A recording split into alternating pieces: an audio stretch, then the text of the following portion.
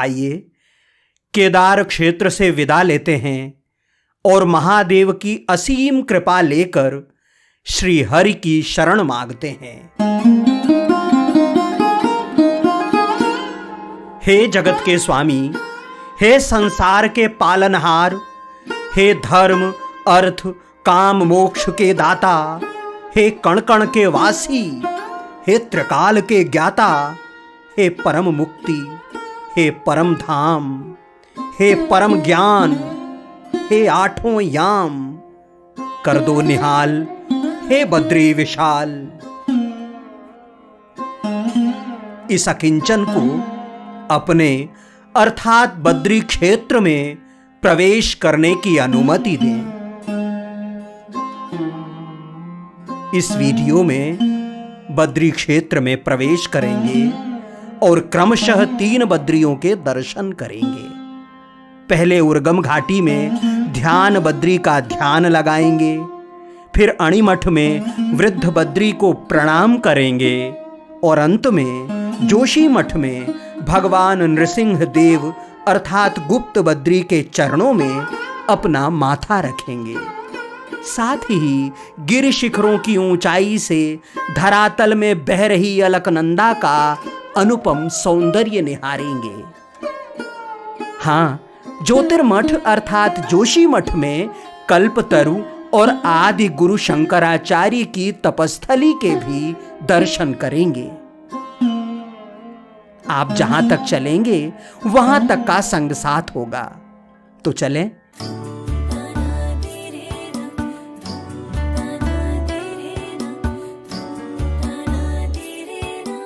पांचवें और अंतिम केदार कल्पेश्वर से सुबह सुबह ध्यान बद्री के लिए निकले। कल्प गंगा को पार किया और उर्गम ग्राम आ गए। रास्ते में झोला पुल, उर्गम घाटी की हरियाली, हल बैल से खेत जोतते किसान, खिले हुए फूलों, पहाड़ से नीचे की ओर उतरते झरनों और जाने अनजाने विहग स्वरों ने आत्मीय अभिनंदन किया।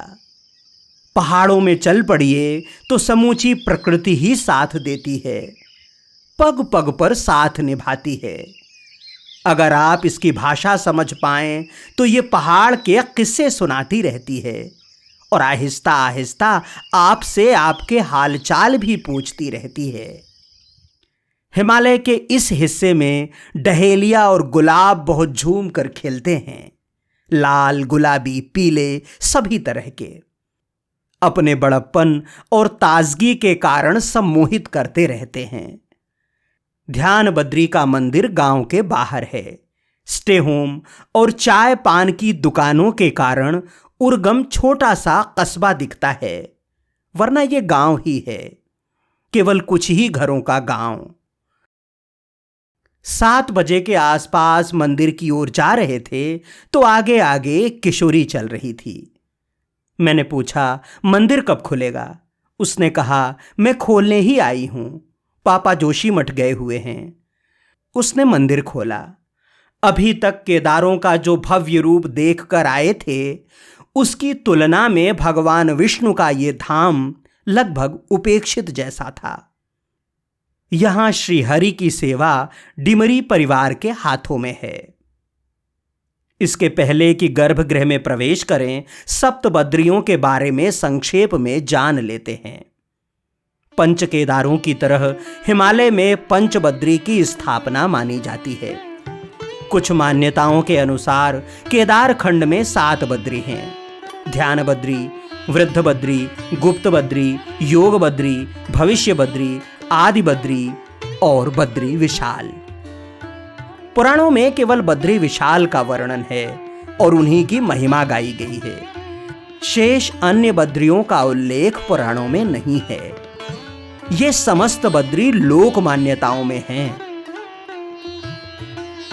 उत्तर भारत के महान संत प्रभुदत्त ब्रह्मचारी मानते हैं कि बहुत संभव है कि पंच केदारों की नकल करते हुए वैष्णव भक्तों ने पंच बद्रियों की स्थापना की हो, जो कालांतर में 7 हो गए हों। ये भी हो सकता है कि श्री हरि के उपासक राजाओं ने बद्री विशाल जैसे विग्रह की उपासना अपने अपने राज्यों में की हो, जो समय के साथ बद्री की तरह पूजे जाने लगे। इतिहास कुछ भी हो, लोक का वचन भी पुराण ही है, इसलिए इनके दर्शन का महात्म्य भी पौराणिक से कम नहीं है। पुराणों में बद्री क्षेत्र कहकर इन तमाम स्थानों को बद्री विशाल की तरह ही पूज्य अवश्य बताया गया है। अब आइए ध्यान बद्री मंदिर के अंदर प्रवेश करते हैं। ठेठ गढ़वाली शैली में बने इस मंदिर का प्रवेश द्वार बहुत ऊंचा नहीं है, लेकिन मंदिर की ऊंचाई ठीक ठाक है।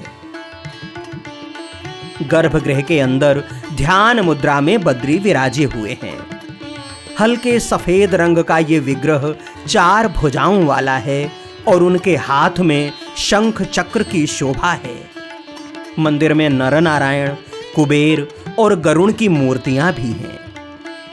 इनके दर्शन करते हुए मन करता है कि यहीं बैठ जाएं और पल 2 पल का ध्यान अपने भीतर उतार लें।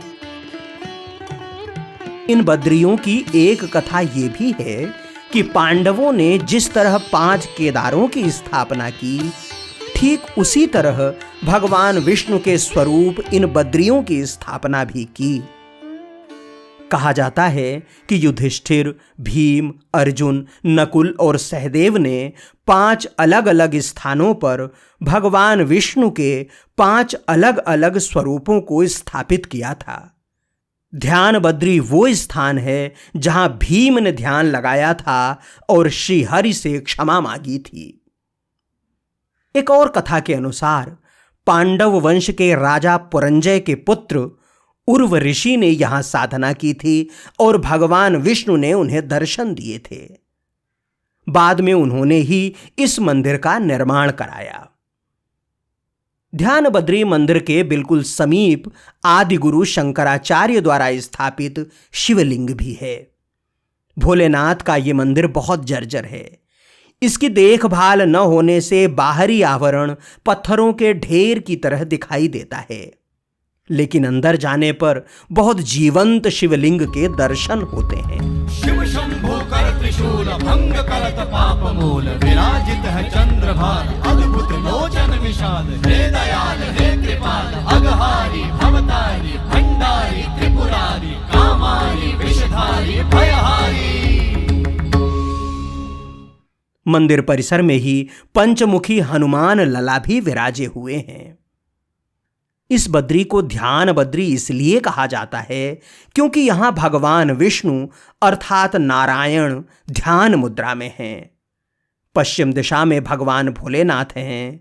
कहते हैं कि वे यहां नारायण का ध्यान लगाए हुए हैं। विष्णु और महेश के ध्यानावस्थित होने के कारण ये ध्यान बद्री है।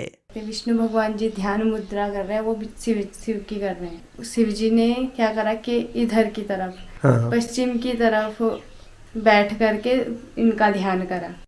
मंदिर से उर्गम घाटी का मनोरम दृश्य दिखाई देता है।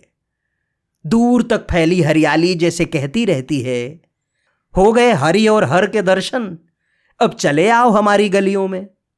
आगे बढ़ो और देखो हमारा दिग दिगंत तक फैला साम्राज्य। गलियां कहती हैं कि जाते समय तो तुम मोटर गाड़ियों वाली सड़क से गए थे, जब ढलान दिखी तब मुझसे मिलने की फुर्सत मिली। खैर कोई बात नहीं, चढ़ते उतरते किसी भी समय पदयात्रियों के पांवों की छुअन ही हमारा तीर्थ है। गलियों से धूल उड़ती रहे तो ये लगता है कि अभी भी बहुत सी आंखें प्यासी हैं अनदेखा देखने के लिए। गलियों में पांवों के निशान बनते रहें तो इस बात की मुनादी होती रहती है कि अभी भी बहुत सारे सपने जवान हैं। गलियां आबाद रहें तो मानचित्र मुस्कुराता रहता है। सारे देवी देवता आशीर्वाद की वर्षा करते रहते हैं। इतने दिनों से मैदान और पहाड़ पर चल रहे हैं, लेकिन कभी भी किसी अश्व के शिशु को अपनी मां का स्तनपान करते नहीं देखा। उर्गम घाटी की इस गली ने यह वात्सल्य भी दिखा दिया। गांव वालों ने जो छोटा रास्ता बताया था उसी पर चलते रहे। हेलंग से कल्पेश्वर सड़क मार्ग से आए थे। तब गलियां नहीं मिली थीं, जो कुछ मिली थीं वो बहुत दुरूह लग रही थी। अब जबकि कल्पेश्वर से हेलंग के लिए लौट रहे हैं तो इन गलियों के सहारे हैं। एक तो उतरते समय थोड़ा ढलान होता है जिससे चलना आसान होता है, और फिर एक बार आप जिस मार्ग से निकल जाएं तो उसका थोड़ा थोड़ा अंदाज़ा हो जाता है कि कैसे यहाँ से गुजरेंगे, क्या शॉर्टकट हो सकता है। गलियों से गुजरने का अपना आनंद है। वहाँ प्रकृति है, वहाँ वन्य जीवन है, वहाँ चिड़ियों की आवाज़ें हैं, तरह तरह के पक्षियों की और आवाज़ें हैं। उन आवाज़ों के बीच आप चलते हैं, हरियाली तो होती ही है। जब सड़क मार्ग नहीं बना था तो यही जो पत्थर का मार्ग है, यही जो शॉर्टकट है, यही गांव के लोगों को जोशीमठ से और चमोली से जोड़ता था। लोग पैदल ही जाते थे, अपने सामान की खरीदारी करते थे, पीठ पर लादते थे और चले आते थे। इसी छोटे रास्ते पर पहाड़ की गोद में बसा एक छोटा सा गांव मिला। फिर सीधा हेलंग में बिजली परियोजना के भवन के पास उतरे। कई जगह रास्ता बहुत खतरनाक था, इतना कि जान हथेली पर लेकर चलना पड़ा। फिर भी जैसे तैसे हेलंग आए और यहां से राष्ट्रीय राजमार्ग मिल गया। वही गाड़ियों की सरपट दौड़ और चिल्लपों, सड़क के लिए पहाड़ को काटते और उस पर लोहे की जालियों के पैबंद लगाते कर्मी। हेलंग से कुछ ही दूरी तक ढलान मिली, फिर जोशीमठ तक खड़ी चढ़ाई, शक्ति और साहस को चुनौती देती हुई। मुख्य चढ़ाई के प्रारंभ में ही वृद्ध बद्री हैं, ये बताते हुए कि वृद्धावस्था केवल मन की दशा है। मन को साध लीजिए तो तन चल ही पड़ता है। धीरे धीरे ही सही चढ़ ही जाता है मुश्किलों के पहाड़। सड़क मार्ग से थोड़ा अंदर गली में जाइए तो अणीमठ नामक गांव है। यहीं वृद्ध बद्री का छोटा लेकिन मनमोहक मंदिर है। वाहनों पर सवार बहुतेरे लोग इतना पैदल चलना भी टाल देते हैं और आगे बढ़ जाते हैं। पद यात्रियों के लिए यही उपयुक्त राह है। लोक मान्यता है कि महर्षि नारद ने हिमालय के इस हिस्से में तपस्या की। नारद के कठोर तप से प्रसन्न होकर भगवान विष्णु वृद्ध के रूप में प्रकट हुए और उन्हें अणिमा नामक सिद्धि प्रदान की। इसलिए गांव का नाम अणीमठ और विग्रह का नाम वृद्ध बद्री पड़ा। पतंजलि योग दर्शन में जिन अष्ट सिद्धियों का वर्णन है उनमें अणिमा पहली है। इस सिद्धि के मिलने के बाद साधक अपने आकार को अणु के समान सूक्ष्म बना लेता है। शालिग्राम शिला में निर्मित वृद्ध बद्री का विग्रह बहुत ही आकर्षक है। कहा जाता है कि वृद्ध बद्री की ये मूर्ति बाढ़ में कई बार बही, लेकिन हर बार ही पुनः प्राप्त हो गई। और ये सबसे पुराना बद्रीनाथ है ये जी। और यहाँ पर विश्वकर्मा द्वारा भगवान की प्रतिष्ठा की गई है और पूजा की गई है सतयुग में जी। और तब से ये अभी पंचबद्री के अंतर्गत आता है। शालिग्राम शिला पर ही मूर्ति बनी है। यहाँ पर चतुर्भुज है, शंख चक्र गदा पद्म। ये 12 महीने खुला रहता है जी। और टेम्पल मैनेजमेंट के बद्रीनाथ मंदिर समिति के अधीन है। ये दस्तूर प्रथा से यहाँ पर व्यवस्था चलती है। अच्छा। दस्तूर मतलब पूजा के लिए साल भर में एक बार देते हैं वो 5000 रुपया। अच्छा। और उससे हमने साल भर की व्यवस्था संभालनी है। अच्छा। और कोई सुविधा यहाँ पर नहीं है जी। और बाकी गांव वालों की द्वारा पुरानी परंपरा के अनुसार हम लोगों का जो नया अन्न अगर खेती में बगीचे में जी नई चीज आ गई तो वो पहले यहाँ चढ़ता है। अणीमठ स्थित ये मंदिर हेलंग और जोशीमठ के मध्य में है। यहाँ से दोनों ही स्थानों की दूरी लगभग 7-7 किलोमीटर है। मंदिर से निकले तो मध्याह्न का सूर्य सिर पर बैठ चुका था। भूख भी लग रही थी और आराम की भी इच्छा हो रही थी। सोच रहा था कि यहां फल कहां मिलेगा। सीढ़ियां चढ़ते हुए ऊपर की ओर जा रहा था, तभी एक 10-12 साल का बालक आया। उसने कहा, बाबा जी अंगूर खाएंगे? मैंने कहा, कहाँ हैं? उसने कहा, आप यहीं रुकना, मैं लेकर आया। 5 मिनट में अंगूर का बड़ा सा गुच्छा लेकर आ गया। यही कोई किलो भर रहा होगा। मैंने कहा, तुम्हें कहां से मिला? उसने कहा, मेरे घर में लगा है। जाने क्यों आपको देखकर देने की इच्छा हो गई। अंगूर थोड़े खट्टे थे, लेकिन परमात्मा की असीम कृपा और बालक के स्नेह का प्रसाद अद्भुत मीठा था। सर्पीली सड़कों से धीरे धीरे ऊपर चढ़े। ऊपर पहुंचे तो दूर तलहटी में रजत रेखा की तरह अलकनंदा दिखाई दे रही थीं। पहाड़ पर बनी सड़कें ऐसे दिख रही थीं जैसे शिवलिंग पर कई कई सांप लिपटे हुए हों। वाहन उस पक्की सड़क से होकर आते हैं जो दूर से घूमते हुए आ रही है, और पैदल चलने वाले इस पगडंडी से जो लंबे घुमावों को आपस में जोड़ती है। ऐसे में चढ़ाई तो खड़ी होती है, लेकिन दूरी काफी कम हो जाती है। ऊपर आते आते जैसे पैरों में पहाड़ लिपट गए। थकान ने कई जगह बैठाया, लेकिन झरनों और खूबसूरत राहों ने उकसाया, चरैवेती चरैवेती। जोगी झरने ने दूर से ही आवाज लगाई, महाराज जी, मेरा नाम ही आप लोगों ने दिया है। युगों से कितने योगी यहां रुक चुके हैं, हमारा जल पिया है और यहीं टिक्कड़ बनाया है। माना कि सूरज ढल रहा है, फिर भी 2-4 मिनट रुक लें। कल्पेश्वर से सुबह 5:30 बजे चले थे और जोशीमठ पहुंचते पहुंचते शाम के 5 बज गए। दूरी तो लगभग 30 किलोमीटर ही थी, लेकिन पहाड़ के उतार चढ़ाव ने खूब घुमाया, छकाया और थकाया। जोशीमठ में नृसिंह मंदिर तक पहुंचते पहुंचते शरीर इतना थक गया कि दर्शन तक की हिम्मत न हुई। केदार बद्री ट्रस्ट के गेस्ट हाउस में रुकने का ठिकाना मिल गया।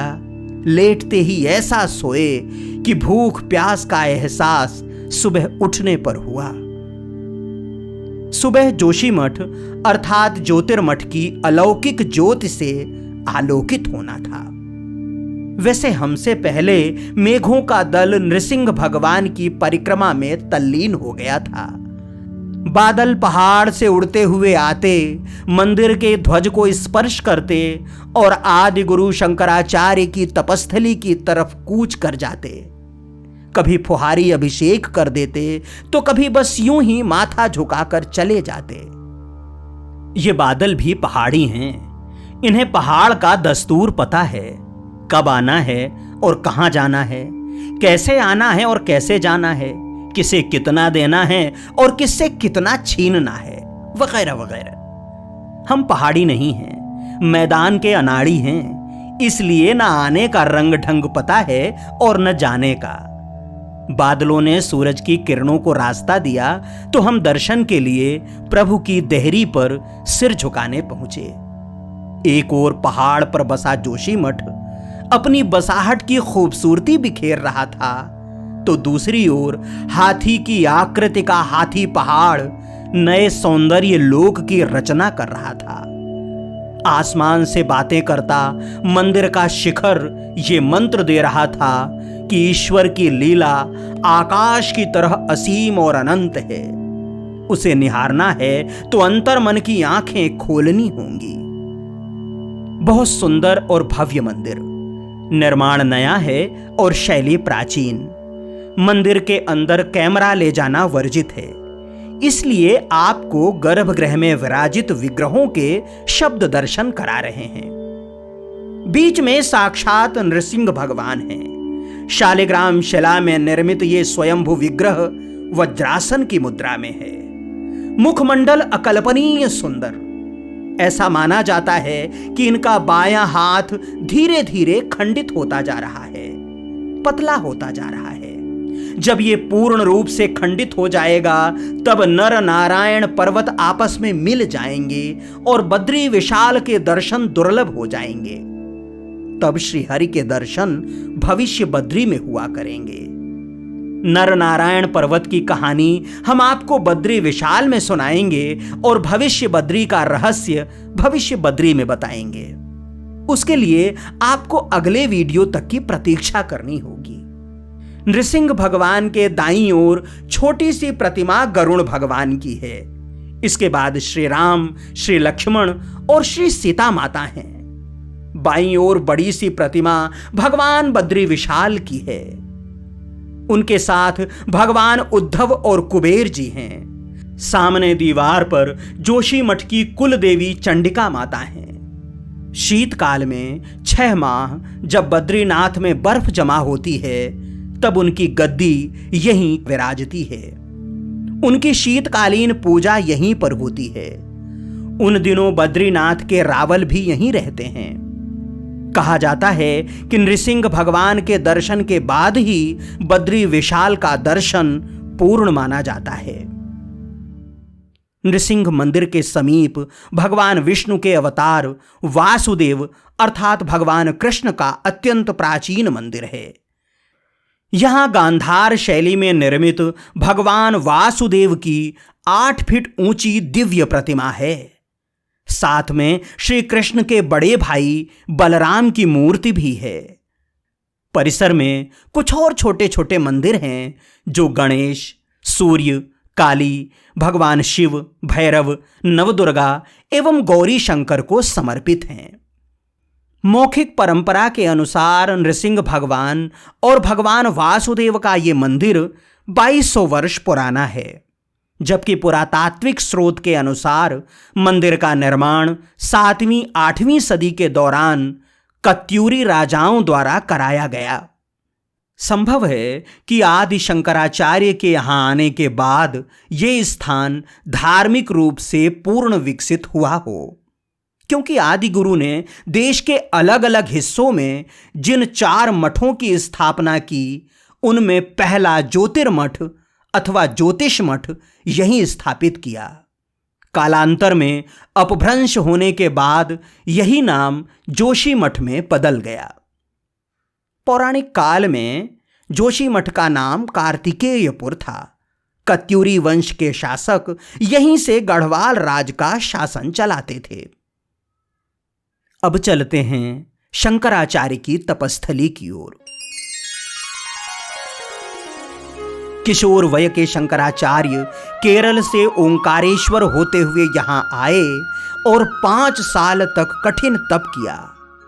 जिस शहतूत के पेड़ के नीचे उन्होंने 5 साल साधना की उसे अमर कल्प वृक्ष कहा जाता है। कुछ लोग इसे वही वृक्ष बताते हैं जिसके नीचे आदि गुरु ने तपस्या की थी, जबकि कुछ लोग इसे 300 वर्ष पुराना कहते हैं। ये पेड़ अगर 2500 साल पुराना है तब तो चमत्कार ही है। अगर 300 साल पुराना है तब भी कम अचरज नहीं है, क्योंकि शहतूत के पेड़ की औसत उम्र 100 साल ही बताई जाती है। इस पेड़ की ताजगी अभी भी कायम है।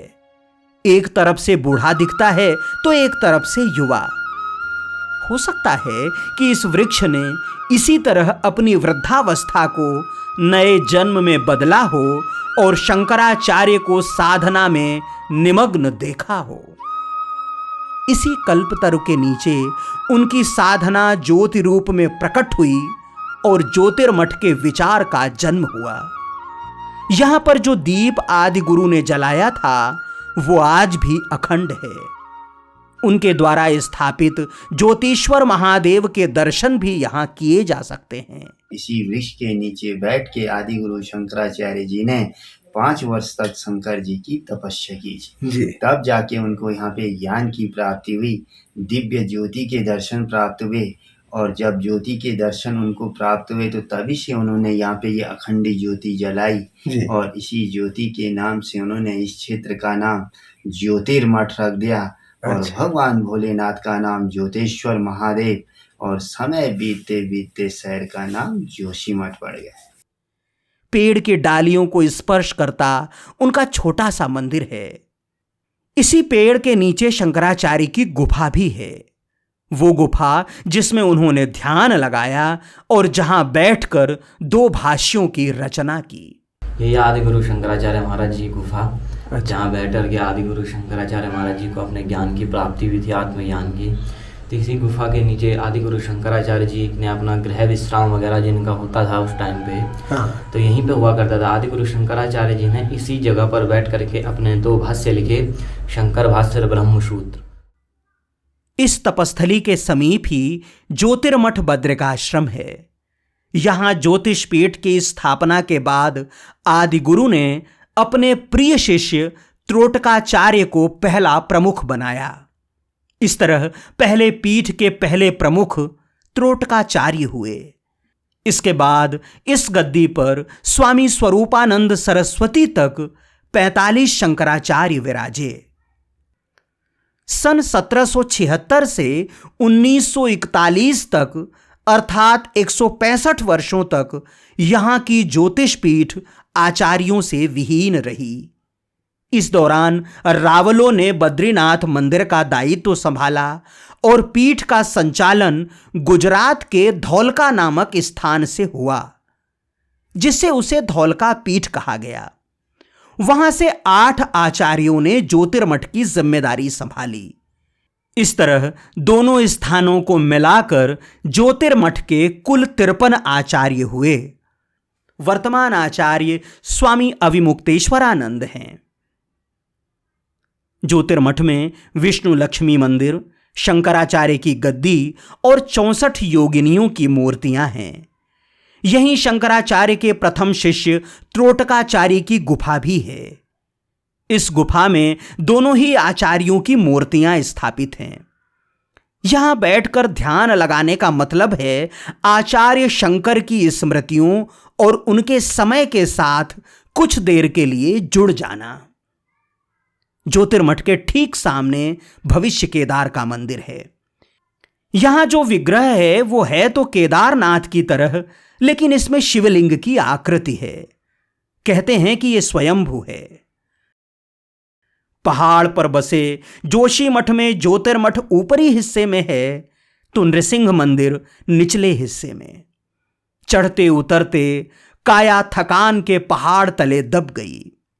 भोजन प्रसाद पाया और नींद ने बिस्तर ले लिया। रना